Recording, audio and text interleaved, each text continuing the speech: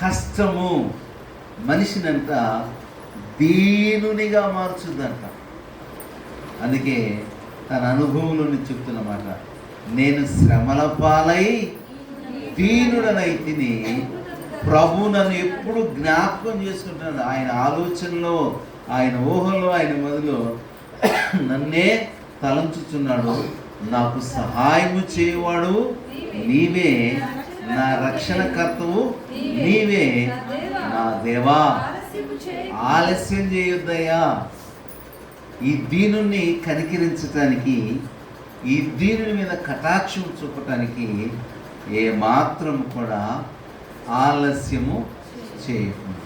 నిజమే, వాక్యం చెబుతుంది, శ్రమ, బాధ, కష్టము మనిషిని ఏం చేస్తుందంట? దీనునిగా చేస్తుంది. దీనులు అంటే ఇంగ్లీష్లో ఏం రాయబడిందంటే పూర్ అని రాయబడింది. ఏం రాయబడిందట? పూర్ అని రాయబడింది. But I am poor and needy అని ఉంటుంది. నేను దీనులను, పేదవాడిని. పేదరికం అంటే దీనత్వం కలిగి ఉంటుంది. దేవునికి స్తోత్రం. తెలుగు మాటలకి ఇంగ్లీష్ మాటలకి చాలా అర్థాలు వేరుగా ఉంటాయి, కానీ తెలుగులో చాలా పర్యాయ పదాలు ఉంటాయి. నేను దీనుడును అంటే నేను పేదవాడిని. పేదవాడిని ఏమంటారంటే అవసరం ఉన్న ప్రతి వ్యక్తిని పేదవాడు. ఏదో ఒక అవసరం ఉందనుకో, ఆ విషయంలో మన పేదవాళ్ళమే. ఆరోగ్య విషయంలో పేదవాళ్ళని కావచ్చు, ఆర్థిక విషయాల్లో పేదవారిని కావచ్చు, లేకుంటే జ్ఞానం విషయంలో పేదవారిని కావచ్చు. ఇక్కడ దావీదు అంటున్నాడు, అయ్యా నేను దీనుణ్ణి, నన్ను తలంచుకో, నాకు సహాయకుడు నీవే, సహాయకర్తవు నీవే కదా, కాబట్టి నా విషయంలో ఆలస్యము చేయకము. దేవునికి స్తోత్రం. కనుక ఈ రాత్రి నీవు ఏ విషయంలో దీనుడిగా ఉన్నావు అంటే పేదవాడిగా ఉన్నావు, అవసరత నీది కలిగి ఉన్నావో దేవుడు చెబుతున్నాడు, నీ అవసరతను తీరుస్తాను. దేవునికి స్తోత్రం. దేవా, నేను అవసరతతో నీ సహాయం కోరుకొచ్చాను. ఈ విషయంలో నేను పేదవాడిని అయ్యా, ఈ విషయంలో నేను చాలా లేనివాడిని. దయతో నన్ను తలంచుకొని ఆలస్యం చేయకుండా నాకు సహాయము చేయము. నిజమే, దేవుడు కొన్నిసార్లు మనల్ని మరిచిపోయాడు అని మనకు అనిపిస్తుంది. మనకున్న బాధను బట్టి, మనకున్న ఇబ్బందులను బట్టి, మనకున్న పరిస్థితులను, ఒత్తిడిని బట్టి, ఇలాంటి టైంలో దేవుడు కూడా నాకు సహాయం చేయట్లా, నేను నమ్ముకోవటం అనవసరమేమో, నేను ఆరాధన చేయటం అనవసరమేమో, నేను ప్రార్థనకి వెళ్ళటం అనవసరమేమో, ఇంతగా భక్తి చేస్తుంటే నా విషయంలో ఎందుకు దేవుడు ఆలస్యం చేస్తుంది, నా విషయంలో దేవుడు ఎందుకు ఇంతగా నిర్లక్ష్యంగా ఉంటున్నాడు అనుకుంటున్నాను. కానీ ఆయన ఎవరిని అలక్ష్యం చేసేవాడు కాదు, ఎవరిని మరిచిపోయేవాడు అంతకంటే కాదు. కీర్తన గ్రంథము 115వ కీర్తన 12వ వచనం, 115వ దావీదు కీర్తన 12వ వచనం చదివితే, యెహోవా మమ్మును మరచిపోలేదు, ఆయన మమ్మును ఆశీర్వదించు. అంటే నీకు అక్కర ఉన్నది, ఏది అక్కరుందో ఆ అక్కరను తీరుస్తాడు. నువ్వు ఏదైతే నీది కలిగి ఉన్నావో ఆ అవసరతను ఆయన తీరు. మరిచిపోలేదు, యెహోవా మమ్ముని మరిచిపోలేదు, ఆయన మమ్మును దేవుడు మర్చిపోయేవాడు కాదు. దేవుడు మర్చిపోడు. మనల్ని కన్న తల్లిదండ్రులు దాన్ని సాగు దామని, వాడు సాగుడు దామని దాకించుకొని ఇసుక పుట్టేసి వదిలేస్తాం. మనుషులు కాబట్టి వాళ్ళు విసిగించేదాన్ని. కానీ మనల్ని సృష్టించాడే, మనకు తన జీవాన్ని పోసాడే ఆ దేవుడు అంటే కనీసం ఊహల్లో కూడా మనల్ని మర్చిపోడా. పాస్టర్ గారు ఒక ఇంటికి వెళ్ళారు. ఎంతమంది పిల్లలు అంటే డజన్ మంది పిల్లలు పాస్టర్ గారు. 8 మంది కూతుర్లు, 4 మామూలు. ఏం పేర్లు అంటే పెద్ద అమ్మాయి పేరు, 2 అమ్మాయి, 3 అమ్మాయి, 4 అమ్మాయి పేరు, 5 అమ్మాయి పేరు. అదే పెద్ద పిల్లలు అంటున్నారు. 4 దాని పేరేంటే కన్న తల్లి 8 మంది కూతుర్లు ఉంటే 4 పిల్లలు బాగా గుర్తుపెట్టుకుంది. ఆడపిల్ల పేరు 5వ పిల్ల పేరుకి వచ్చేసరికి దాని పేరేంది, 5 దాని పేరేంది, పెద్ద పిల్లలు అనుకుంటుంది. అంటే కొన్నిసార్లు మన కన్న తల్లిదండ్రులు మన పేర్లు కూడా మర్చిపోయే సందర్భాలు ఉంటాయి. స్త్రీ తన గర్భమును పుట్టిన బిడ్డను కరుణింపకుండా తన చంటి పిల్లను మరుచునా వారైనా మరుచుదురు. అది దేవునికి స్తోత్రం. కన్న తల్లి బిడ్డలు మర్చిపోయిందా, మర్చిపోదా? ఈ వాక్యాన్ని బట్టి ఖచ్చితంగా మర్చిపోతారు. 9 నెలలు మోసినటువంటి తల్లి పిల్లలు కొన్నిసార్లు అంటే విడిచిపెట్టేస్తాడు. మరి అందుకే కదా చెత్త కుప్పలో దొరికేది. ఆ తల్లికి ఎట్లా మనసు వచ్చిందమ్మా అంటా మనం. అంటే అది నాకు అవసరం లేదు, ఆ బిడ్డ నాకు, వాడు అవసరం లేదు నాకు. మర్చిపోతారు మనల్ని. కానీ మనల్ని సృష్టించిన దేవుడు ఉన్నాడే ఎప్పుడు కూడా మనం. అందుకే దావీదు అంటున్నాడు, యెహోవా మమ్మును మర్చిపోలేదు, ఆయన మమ్మును ఆశీర్వదించును. గట్టి స్తోత్రం. కనుక దేవుడు ఎట్టి పరిస్థితుల్లో కూడా అవసరత కలిగిన వారిని, దీనులను, నీడీ పీపుల్ను ఆయన ఎన్నడూ మరచిపోడు అని వాక్యం చెప్తుంది. కనుక దీనుల విషయంలో ఆయన ఏం చేస్తాడో కొన్ని మాటలు నేను మీకు తెలియజేస్తాను రాత్రి. చూడండి, 1 దీనులు మరి లేకుంటే అవసరత కలిగిన వారిని ఏం చేస్తాడో చూద్దాం. మొదటిగా ఆయన దీనులను పైకి లేవనెత్తుతాడంట. సమూయేలు మొదటి గ్రంథము 2వ అధ్యాయము 8వ వచనాన్ని చదువుదాం. సమూయేలు మొదటి గ్రంథము దరిద్రులను అధికారులతో కూర్చునిబెట్టుటకును మహిమగల సింహాసనమును స్వతంత్రింప చేయుటకును వారి మంటిలో నుండి ఎత్తువాడు ఆయనే, లేమి గల వారిని పెంట కుప్పల మీద నుండి లేవనెత్తువాడు ఆయనే. భూమి యొక్క స్తంభములు యెహోవా వశము, లోకమును వాటి మీద ఆయన నిలిపి ఉన్నాడు. దరిద్రులను ఏం చేస్తాడంట? అధికారులతో కూర్చోబెడతాడు. ఆ టైం దాకా మనం ఏం చేయాలంటే ఎదురు చూడాలి. అందుకే పేతురు తన పత్రికలు ఏం రాశాడంటే, తగిన సమయమందు దేవుడు మనలను హెచ్చించినట్లు ఆయన బలిష్టమైన చేతి కింద హెచ్చించినట్లు ఆయన బలిష్టమైన చేతి కింద దీన మనస్కులై ఉండండి. అయ్యా, దీనత్వము నీ ద్వారా నాకు అవసరం ఉందయ్యా, నా అవసరతలు తీర్చుకోవడం నీవని దీన మనస్సులై ఆయన సంఘంలో ఉన్నారు. 1 పేతురు పత్రిక 5వ అధ్యాయము 6వ వచనం. దేవునికి స్తోత్రం. తగిన సమయం, తగిన సమయం. దేవునికి స్తోత్రం. మనకి ఎట్లా ఉంటుందంటే మనిషికి ఆతృత ఎక్కువ. ఏంటి ఎక్కువ? ఈరోజు చెట్టు వేస్తామా, 3 నెలల తర్వాత కాయలతో ఎంత బాగుంటుంది, 3 నెలల తర్వాత కాయలతో ఎంత బాగుంటుంది వస్తుంది. అది ఆ టైం వచ్చినప్పుడు నువ్వు అడగాల్సిన అవసరం లేదు. చెట్టు నువ్వు నిలబెట్టి నీళ్ళు పోతున్నా, నువ్వు నిలబెట్టి నీళ్ళు వేస్తున్నా, తొందరగా గాయమని నువ్వు దాన్ని రిక్వెస్ట్ చేయాల్సిన అవసరం లేదు. దాని సమయం రాగానే ఏం చేస్తుంది? చక్కగా. అందుకే జ్ఞాని అయిన సొలొమోను ప్రసంగి గ్రంథము 3వ అధ్యాయము మొదటి నుండి చదివితే ప్రతి దానికి సమయము కలదు అన్నారు. దేనికంట? ప్రతి విషయానికి. చావటానికి, పుట్టడానికి, నవ్వటానికి, ఏడవటానికి, ఇల్లు కట్టుకోవటానికి, కత్తిని ఇల్లు కూర్చడానికి, చెడగొట్టుటకు, బాగు చేయటానికి, నాటుటకు, నాటింది పెరికి వేయటానికి, అట్లా పెద్ద లిస్టు రాసి పెట్టాడు. ప్రతి దానికి ఏముందంట? సమయం ఉంది. అయితే ఆ సమయానుకూలంగా జరిగేదాకా మనకి ఓపిక ఉండదు కదా.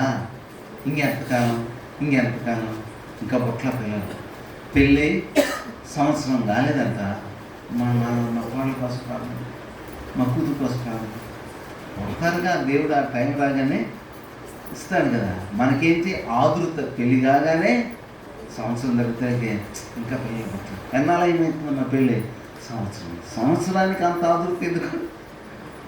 టైం రావాలి కదా. అంటే మనిషి ఆలోచన ఎట్లా ఉంటుందంటే తన మనసులోకి రాగానే త్వరగా జరిగిపోతే బాగుంటుంది, ఒక పని అయిపోయిందా అనేది తీరుగా ఉంటుంది. కానీ దేవుడు ఏం చేశాడంటే ప్రతి దానికి ఒక టైం పెట్టాడు, ఒక కాలాన్ని పెట్టాడు. ఆ కాలం వచ్చినప్పుడు ఖచ్చితంగా అది జరుగుతుంది.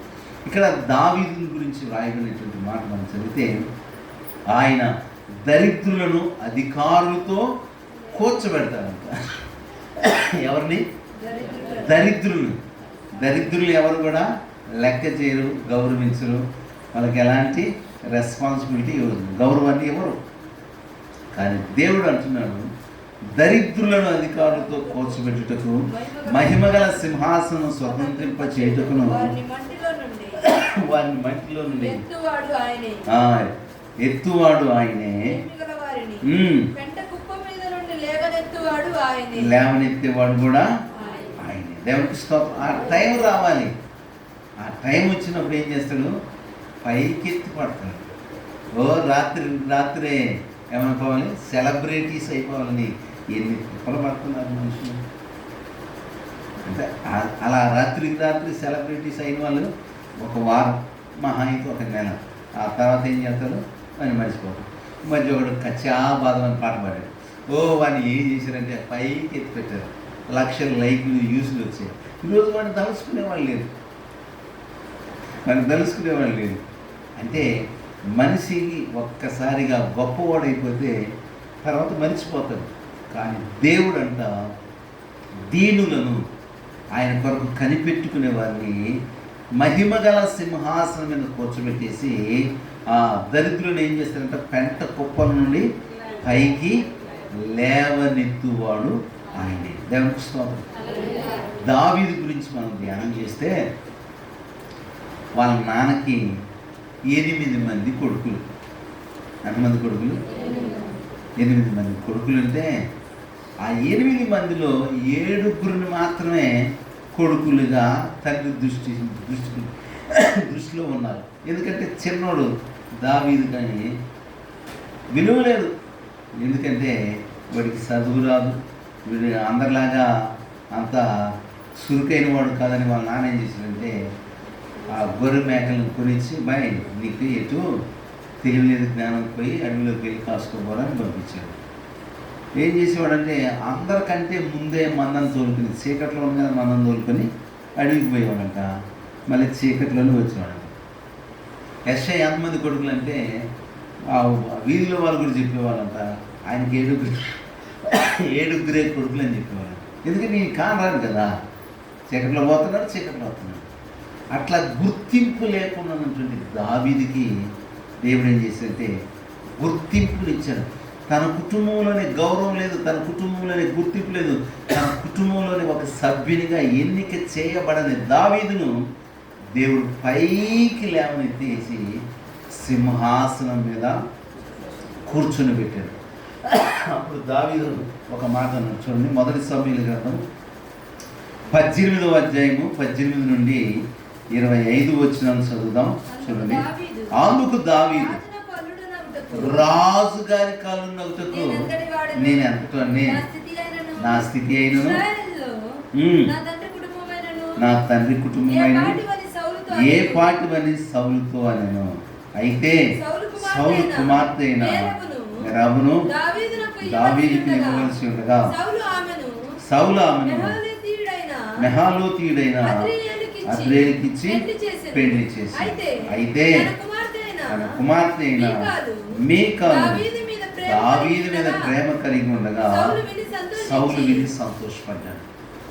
ఎందుకంటే సౌలు ఒక అనౌన్స్మెంట్ చేశాడు, ఇక ఫిలిష్తీయుడు వాడు దొనపోతు 6 మూరల ధ్యానం ఉన్నాడు, వాడు కాడు చెట్టు ఉన్నట్టు, వాని కానీ జయించి నా రాజ్యాన్ని, నా గౌరవాన్ని, నా స్థితిని ఎవడైనా నిలబెడితే వాడికి నా కూతుర్ని ఇస్తానని అనౌన్స్మెంట్ చేశాడు.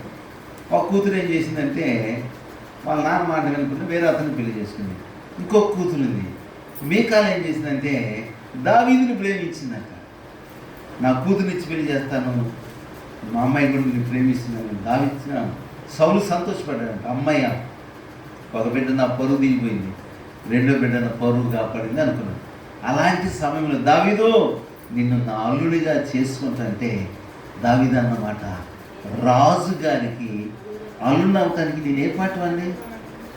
మా ఇంట్లోనే నాకు గౌరవం లేదు, మా ఇంట్లోనే ఒక సభ్యునిగా నాకు గుర్తింపు లేదు. ఇలాంటి నన్ను రాజుగారే కళ్ళు కావటం అంటే ఇది సామాన్యమైన విషయము కాదని దావీదు చెప్తున్నాడు. నిజమే, దీనిలో ఆయన ఏం చేస్తాడంటే పైకి లేవనెత్తి మహిమగల సింహాసనం మీద కూర్చోబెడతాడు. దేవునికి స్తోత్రం, హల్లెలూయా. చూడండి, దినవృత్తాంతాల 1వ గ్రంథంలో ఇంకొక విషయాన్ని మీకు తెలియజేస్తాను. ఈ దీనిలోని దేవుడు ఎట్లా పైకి లేవనెత్తాడు. 1వ గ్రంథము 29వ అధ్యాయము 28వ వచనాన్ని చదువుతాం. దినవృత్తాంతాల 1వ గ్రంథము 29వ అధ్యాయము 28వ వచనం.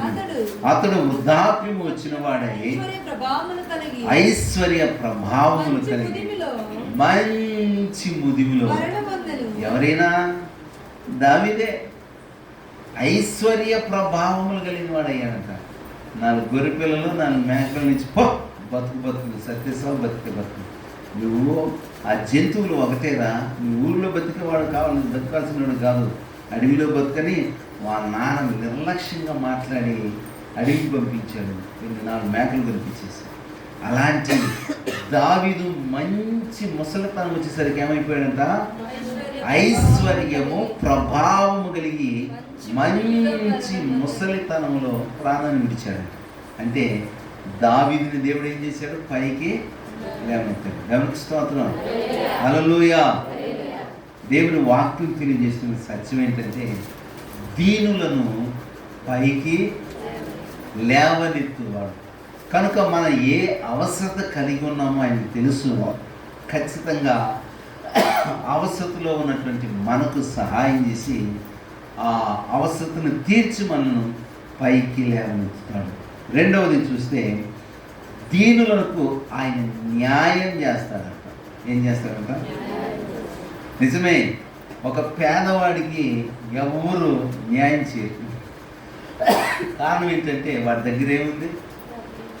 మనం కేసుపై కాస్త బిర్యానీ పెట్టించలేను, కాస్త మనకి తాపించు, వాడికి ఏంటో మనం న్యాయం చెప్పేది, వాడి పక్షం అని తృణీకరిస్తారు.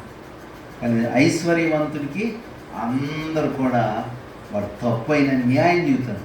కానీ దేవుడు అంట దీనులకు, అంటే అవసరత కలిగిన వారికి న్యాయం తీరుస్తాడు. 140వ కీర్తన 12వ వచనాన్ని చదువు. 140వ కీర్తన 12వ వచనం.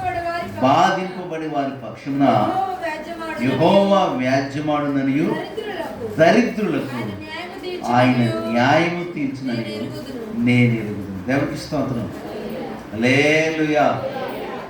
బాధించబడే వారికి, దీనులకు, దరిద్రులకు న్యాయం జరిగేది ఎక్కడంటే దేవుడి దగ్గర మాత్రం. దేవుడు తప్ప దీనులకు ఎవ్వరు కూడా న్యాయము చేయడు. నిజమే, లోక పరిస్థితి అలా ఉంది. కానీ దేవుని వాక్యం చెబుతుంది దరిద్రులకు, దీనులకు ఆయన న్యాయము తీరుస్తాడు. అందుకే ఆయన న్యాయాధిపతి అయిన దేవుడు. భక్తిహీనుల ప్రాణం గాలు కలిసిపోయింది, కానీ దీనులకు ఆయన న్యాయం చేస్తాడు. ఎవరికి? ఎవడు దీనుడై విరిగి నలిగిన హృదయం గలవాడై గడగడగడ వణుకుతున్నాడు, అట్టి వారి మీద దృష్టి నిలిపి వారికి న్యాయం చేస్తారు. యోబు గ్రంథము 36వ అధ్యాయము 6వ వచనం చదివితే భక్తిహీనుల ప్రాణమును ఆయన కాపాడడు, ఆయన దీనులకు న్యాయం చేస్తాడు. దేవునికి స్తోత్రం, హల్లెలూయా. లోకంలో నీకు అన్యాయం జరుగుతుంటే, కన్నబిడ్డల ద్వారా, రక్తం పంచుకున్న అన్నదమ్ముల ద్వారా, అక్కజీల ద్వారా అన్యాయం జరుగుతుంటే న్యాయం సన్నిధికి రావాలి. దేవుని సన్నిధి ఒక న్యాయ వ్యవస్థ. దేవుని స్తోత్రం. ఇక్కడికి వచ్చి నీ గోడు చెప్పి, నీ బాధ చెప్పి, నీ కష్టం చెప్పి అయ్యా నేను దీనుని దరిద్రుడిని నాకు న్యాయం చేసే వాళ్ళు ఎవరని ఆయన దగ్గర ప్రాధేయపడితే ఆయన దేవుడు నీ పక్షంగా న్యాయం చేయటని నిలబడతారు. దేవునికి స్తోత్రం. హల్లెలూయా. భక్తిహీనుల ప్రాణం ఎప్పుడు పోయిందో తెలియదు, గాల్లో తెలిసిపోయింది. కానీ దేవుడు ఏం చేస్తాడంట, దీనులకు న్యాయాన్ని జరిగిస్తాడు. కనుక మనం దేవుని ద్వారానే న్యాయాన్ని పొందుకుంటాము. ఈ లోకంలో మనకి ఎవరు కూడా న్యాయం చేయరు, న్యాయం చేసేవాళ్ళు లేరు. మన పక్షంగా మాట్లాడినట్టే ఉంటారు, రహస్య మంతనాలు చేసి మన వెనకాల గోతులు చేస్తారు.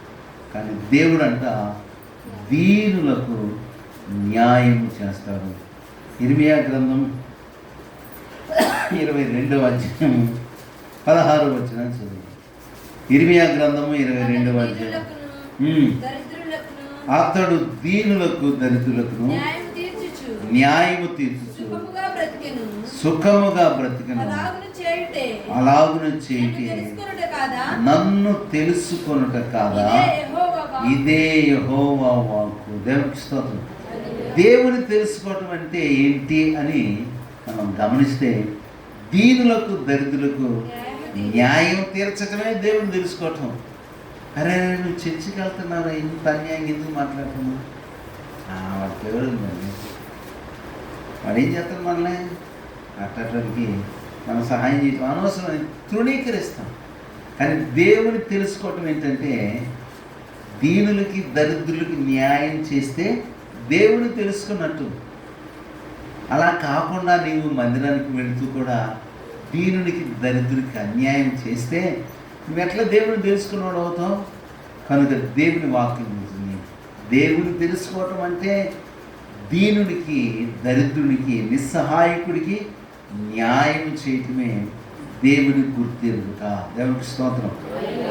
ఇదే ఇర్మియా గ్రంథం 5వ అధ్యాయము 26, 27, 28 వచనం చదివితే, నా జనులలో దుష్టులు ఉన్నారు, పక్షులను వేటగాండ్రు పొంచి ఉన్నట్లు వారు పొంచి ఉందురు, మనుషులను పట్టుకుందరు, నిండి ఉన్నవి,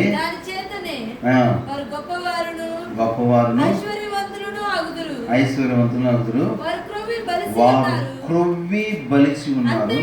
అంతేకాదు అత్యధికమైన దుష్కార్యం చేయుచున్నారు. తండ్రి లేని వారు గెలవకుండునట్లు వారు వ్యాజ్యమును అన్యాయముగా తీర్చును. దీనుల వ్యాజ్యమును తీర్పులోకి రాని నేను శిక్షించుకుని ఉంటానా? అట్టి జనులకు నేను ప్రతిదండన చేయకుందునా? ఇదే యెహోవా. అంటే తండ్రి లేడనుకో, ఆ పిల్లలకి ఏం చేస్తారు? న్యాయం చేస్తారు.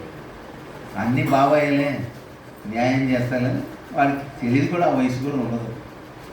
మా అమ్మ లేడుగా, మా నాన్న లేడుగా, వాడికి ఏం చేస్తారు? అంతా దుబ్బిస్తే దేవుడు ఏం చేస్తాడంట? ప్రతిదండన చేస్తాడు. జాగ్రత్త. అందుకే దేవుని వాక్యం ఏం చెప్తుందంటే, తండ్రి లేని వారు గెలవకుండునట్లు వారి వ్యాజ్యమును అన్యాయముగా తీర్చుదురు. దీనుల వ్యాజ్యము అసలు తీర్పులోనికే రాని. నేను చూసుకుంటాను, మామూలు చూసుకుంటా, నిన్నాక పెద్దగా మొత్తం మోసం చేస్తాను. నేను చూసుకుంటా అంటే మొత్తం మోసం చేస్తాను. కానీ దేవుని వాక్యం చెప్తుంది, నేను వారి పక్షంగా వ్యాజ్యమాడతాను. అందుకే విధవరాన్లి పక్షంగా వ్యాజ్యమాడే దేవుడు అని వాక్యం చెప్తుంది. కనుక దేవుడు దీనులకు దరిద్రులకు అవసరత ఉన్న వారికి న్యాయమును జరిగిస్తాడు. దేవునికి స్తోత్రం. 3వ మాట మనం చూస్తే, దేవుడు దరిద్రులకు దీనులకంట వారి ప్రార్థనలు, వారి మొరలు, వారి విజ్ఞాపనలు, వారి విన్నపాలను దేవుడు ఆలకిస్తాడంట. 34వ కీర్తన 6వ వచనం చదివితే, ఈ దీనుడు మొరపెట్టగా యెహోవా ఆలకించును, అతని శ్రమలన్నిటిలో నుండి అతన్ని రక్షించును. అంటే దీనులమై విరిగి నలిగిన హృదయం కలిగిన వారమై అయ్యా నీ అవసరత, నీ సహాయం నాకు కావాలి, నీ నుండి నేను సహాయం పొందుకోవాలని ఎవరైతే దేవుని దగ్గర మొరలిడుతారో, ప్రార్థన చేస్తారో, ఆయన పాదాల దగ్గర వేడుకుంటారో, అలాంటి దీనుల మొర ఆయన ఆలకిస్తాడు. కనుక మనము దీనులుగా దేవుని సందులో ఆయన్ని వేడుకుంటే నీ ప్రార్థన వింటాడు, నీ మనం వింటాడు, నీకు సహాయం చేస్తాడు. అందుకే దావీదు అంటాడు, అయ్యా నా కష్ట దినమున నాకు దూరంగా ఉండొద్దు, నాకు సమీపముగా ఉండు, నాకు విముఖుడుగా ఉండొద్దు, నాకు సమీపముగా ఉండు. ఎవరున్నారు నాకు ఎవరు లేరు. కనుక కష్టం వచ్చినప్పుడు నాకు దూరంగా ఉండొద్దు, నాకు దగ్గరగా ఉండి నాకు సహాయం చేయి, నా మొరాలకించు, నా విన్నపాన్ని అంగీకరించని దావీదు దేవునికి మొరపెడతాడు. చూడండి 86వ కీర్తన 1 వచనం చదివితే, యెహోవా దీనులను దరిద్రులను చెవియొగ్గి నాకు జవాబు దయచేయ. దేవునికి స్తోత్రం. దీనుల్ని దరిద్రుల్ని నాతో మాట్లాడే వాళ్ళు కూడా ఎవరు లేదు. నా మొహం చూడగా నాకు తిప్పుకుంటారయ్యా, నా దగ్గర ఏం లేదని, కానీ నాకు జవాబు దయచేయి. దేవునికి స్తోత్రం. హల్లెలూయా. ఇంకా యోబు గ్రంథంలో యోబు అంటాడు 29వ అధ్యాయము 12వ వచనం చదివితే, ఏలయనగా మొరపెట్టిన దీనులను, తండ్రి లేని వారిని, సహాయం లేని వారిని నేనే విడిపిస్తాను. దేవునికి స్తోత్రం. హల్లెలూయా. వాళ్ళు నాకు ప్రార్థన చేస్తే చాలు, నేను వాళ్ళ పక్షంగా నిలబడి వారిని, వాళ్ళకున్న బలహీనతలు, వాళ్ళకున్న సమస్యలన్నింటిలో నుండి నేను వారిని విడిపిస్తాను. కనుక దీనులుగా ఉంటే దేవుడు ఏం చేస్తాడంట, మన మొర ఆలకిస్తాడు. దీనులుగా ఉంటే మనల్ని న్యాయం చేస్తాడు. మనం దీనులుగా ఉంటే మరి పనికి మాలిన మనల్ని మహిమగల సింహాసనం మీద కూర్చొని పెడతాడు. దేవునికి స్తోత్రం. కనుక దావీదు అంటాడు, ఈ దీనుని మొర ఆలకించి జవాబు దయచేయ. దీన హృదయంతో దేవుడి దగ్గర వేడుకోవాలి. మనం ప్రార్థన చేస్తే దేవుడు కరిగిపోవాలి. నీవు తప్ప నాకు ఈ లోకంలో ఎవరున్నారయ్యా, చోటే లేదయ్యా, దావీదు కుమారుడా నన్ను దాటిపోకయా, నజరేతువాడా నన్ను విడిచిపోకయా, దావీదు కుమారుడా నన్ను దాటిపోకయా, నజరేతువాడా నన్ను విడిచిపోకయా, నీవు తప్ప నాకు లోకంలో ఎవరున్నారయ్యా, నీకు తప్ప నాలో ఎవరికి చోటే లేదయ్యా. హల్లెలూయా. ఎవరున్నారు నాయన అని బతిమలాడుతుంటే నేను దాటి వెళ్ళిపోతాడా? ఏం కాలం పడతాం అంటాడా? దాటిపోయాడు. అందుకే ఆ రోజు యాకోబు ఏం చేశాడు, అందరిని రేవు దాటిచ్చేసాడు. ఎబ్బోకు రేవు దాటిచ్చేసి ఒక్కడే మిగిలిపోయాడంట. ఒక్కడే మిగిలిపోయి ఆ రాత్రి అడుగుతున్నాడు, అయ్యా నాకు ఎవరు లేరు, నా భార్య పిల్లలందరూ వెళ్ళిపోయారు, నది దాటి వెళ్ళిపోయారు, నా సంపద అంతా నది దాటి వెళ్ళిపోయింది, దాసదాసులు అందరూ నది దాటిపోయారు, వీళ్ళందరూ ఉన్నా నాకు సహాయం చేసేవారు కాదు. అందుకే నీ శరణ వేడుకుంటున్నా, నీ పాదాలు పట్టుకున్నా, నన్ను కరుణించు, నాకు సహాయం చేయనని ఆ రాత్రంతా పెనుగులాడి కన్నీరు విడిచి ప్రార్థన చేస్తే యాకోబుని కటాక్షించి కనికరించి బ్రతుకునిచ్చాడు. ఆశీర్వదించడం అంటే డబ్బులు లేక కాదు, సంపద లేక కాదు. ఆశీర్వాదం అంటే ఆరోగ్యము, ఆయుష్కాలాన్ని ఇచ్చాడు దేవుడు. నీవు నన్ను ఆశీర్వదించు అంటే సంపద లేకనా? నలుగురు, ఇద్దరేమో అధికారికంగా పెళ్లి చేసుకున్న భార్యలు, ఇద్దరేమో అన్అఫిషియల్గా ఉన్నారు, దాసదాసులు ఉన్నారు, విస్తారమైన గొర్రె మేకల మందలు ఉన్నాయి, సిరి సంపదలు ఉన్నాయి. ఆశీర్వాదం అంటే అది కాదు, నాకు బ్రతుకు కావాలయ్యా, నాకు జీవితం కావాలి, నేను జీవించి ఉండాలంటే అది నీ చేతిలో ఉందని దీనుడై వేడుకున్నాను, మొరపెట్టుకున్నాను. దేవుడు నేను నిన్ను ఆశీర్వదిస్తున్నానని అభయం ఇచ్చిన తర్వాత యాకోబు ఏం చేశాడంటే ఇశ్రాయేలుగా మారిపోయాడు. దేవునికి స్తోత్రం. కనుక దేవుడు మన పట్ల దయ చూపాలంటే దీనులమై వేడుకోవాలి. దీనులమై వేడుకోవాలి. 4 మాటలు చెప్తాను, మీకు టైం అయిపోతుంది కదా. దీనులను ఆయన ఏం చేస్తారంటే వారికున్న బంధకాల నుండి, వారికున్న ఇబ్బందుల నుండి విడిపిస్తాడంట. 72వ కీర్తన 12వ వచనం.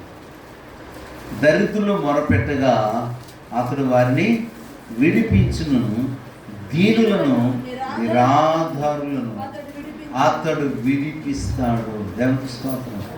హల్లెలూయా. వారు ప్రార్థన చేస్తే నాకు చాలు, వారికున్న పరిస్థితులన్నిటి నుండి నేను విడిపిస్తాను.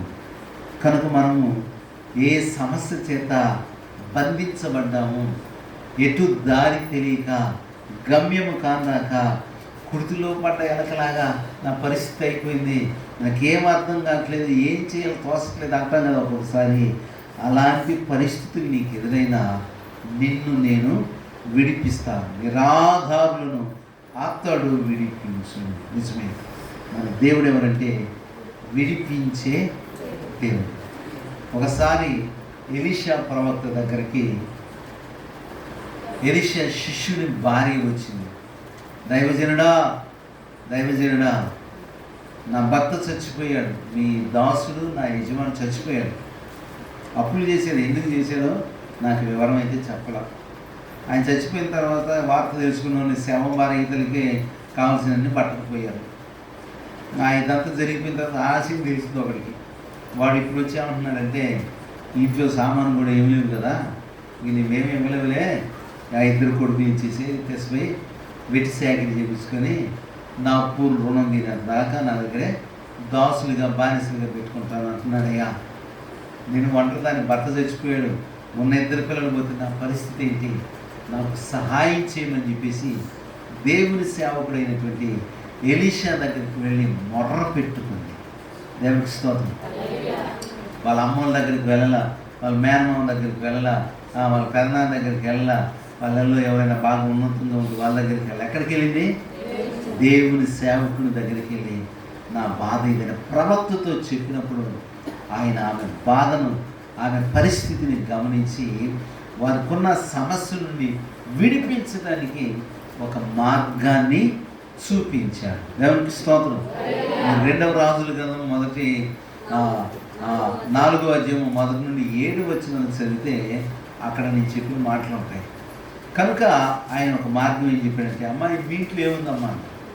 అయ్యా ఏమి లేదు, ఒక చిన్న నూనె కొండ ఉందయ్యా, ఇంకా తప్పేమి ఉంది కదా, నేను చెప్పినట్టు చెయ్యి, నేను చెప్పినట్టు చెయ్యి, నీ కొడుకులు 2 ఊళ్ళోకి పంపించు, ఇళ్ళల్లో పడేసి పనికిరాని కొండలు ఉంటాయి పక్కన, ఆ కొండలన్నీ తెచ్చి వీటిలో పెట్టుకో, ఇంట్లో పెట్టుకొని నీవు నీ కొడుకు 2 కూడా ఇంట్లోకి వెళ్ళి తలిపేసుకొని ప్రార్థన చేసుకొని ఆ కొండలో ఉన్న నూనె మిగిలిన కొండలోకి పోయింది.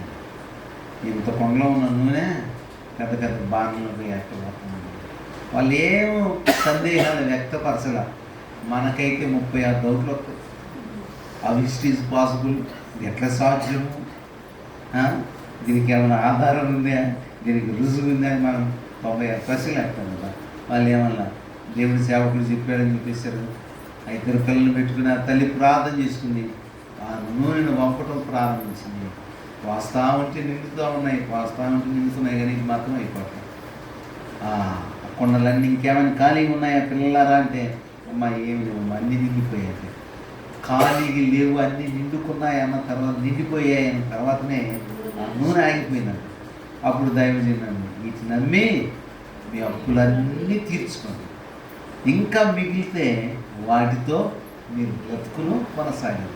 అంటే వారికి ఉన్న బాధల నుండి, బలహీనతల నుండి, ఇబ్బందుల నుండి విడిపించే మార్గము దేవుడు చెబుతాడు. కనుక దేవుడు దీనులను వారికి ఉన్నటువంటి సమస్యల నుండి విడిపిస్తాడు. కనుక దావీదు ఏమంటున్నాడు, నేను దీనునై నీకు మొరపెడుతున్నా, త్వరగా నాకు న్యాయము చేయి, నాకు ఉత్తరమేమో, నాకు సహాయము నన్ను నిర్లక్ష్యం చేయొద్దు. ఏమి లేని వీడి ప్రార్థన వినేదని నన్ను నిర్లక్ష్యం చేయొద్దయ్యా. ఇదిగో దీన హృదయంతో, విరిగి నలిగిన హృదయంతో ప్రార్థన చేస్తున్నా, నాకు సహాయం చేయని దేవుని వేడుకుంటే దేవుడంట దీన దరిద్రులను పైకి లేవనెత్తుతాడంట. మహిమ గల సింహాసనం మీద కూర్చోబెడతాడు, న్యాయం చేస్తాడు, మన ప్రార్థనలు వింటాడు, మనకున్న పరిస్థితులన్నిటి నుండి విడిపించి మనకు సహాయం చేస్తాడు. కనుక ఈ రాత్రి నీవు నేను దీనుల మహి, విరిగి నలిగిన హృదయం కలిగిన అయ్యా, ఈ అక్కర నీవు తప్ప ఇంకెవరు తీర్చలేదు, ఈ సమస్యను నీవు తప్ప ఎవరు సాల్వ్ చేయలేరు, నా ఇబ్బందిని నీవు తప్ప ఇంకెవరు తీర్చలేరు ప్రభాని దేవుని దగ్గర అవసరత కలిగి వేడుకుంటే నీ అక్కర్లన్నింటినీ తీర్చగలిగింది. నీకు దీనత్వాన్ని బట్టి నీకు న్యాయం చేస్తాడు, నీ మొర వింటాడు, నిన్ను విడిపిస్తాడు, నిన్ను హెచ్చిస్తాడు. కనుక ప్రార్థన చేద్దాం. స్తోత్రం స్తోత్రం స్తోత్రం స్తోత్రం స్తోత్రం. సర్వాధికారి, సర్వశక్తి సంపన్న